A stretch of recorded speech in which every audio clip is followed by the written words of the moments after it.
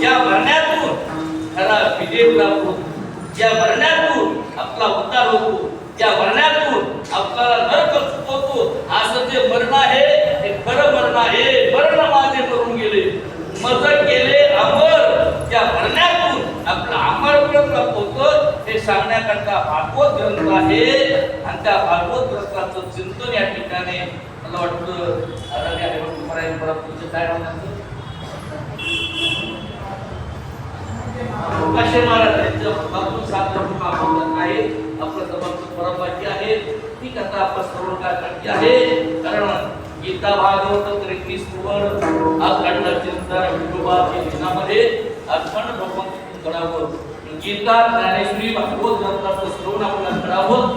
हे सर्व आदरणीय हरिवंश परमेश्वर यांच्या स्तरे आपल्या माध्यमातून ही सोहळा घडत आहे. आपण गेली अनेक वर्षापासून हा सोहळा करत आहे. अनेक वर्षे पांडवांच्या मंदिरामध्ये सोहळा केला की नाही. तर पांडवांच्या मंदिरामध्ये काय असल्यामुळं शेवटी पाहुणीच्या दरबारामध्ये सेवा करण्यासाठी त्यांनी आपल्या मंदिरात टाकलं आहे.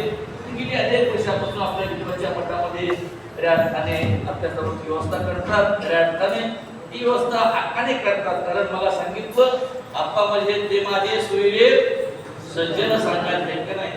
ते त्यांचं माझ्या प्रेम आहे आणि माझे त्यांचं पिता प्रेम आहे.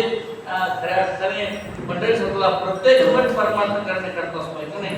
आता बऱ्याच मठामध्ये फक्त वारी पुरता सोहळा घडतो. इरी त्या मठात काही होत नाही. आणि तुमच्यामुळं गेली 7 दिवस त्या ठिकाणी अन्नदान म्हणा काही साधना करतात. ही साधना त्या सेवेतून जो आपल्या मठाच्या पदामध्ये पडतो.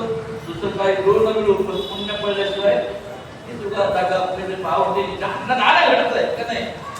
त्या अन्नदानाचं शिवा त्या मठात गर्दी आहे मठ आहे आणि त्या मठामध्ये शिवासाठी भाजी या ठिकाणी प्राप्त झालं.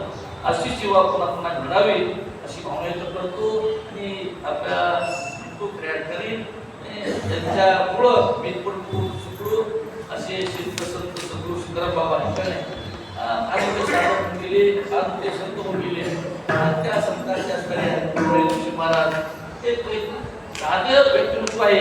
तसं तर त्यांना मला पाहायला मी 5 वाजता तिथं का नाही. मला जर टाइम लागला तुम्ही तुम्हाला म्हणतो बाबा सेवा करून घ्या का नाही. त्या ठिकाणी अशा शांती अवस्थेने परमार्थ करत बाबांचा अनुग्रह आहे. आपलं लक्ष त्यांच्यावर असावं ठीक आहे अशी भावना मी आपला आधी ज्ञानेश्वर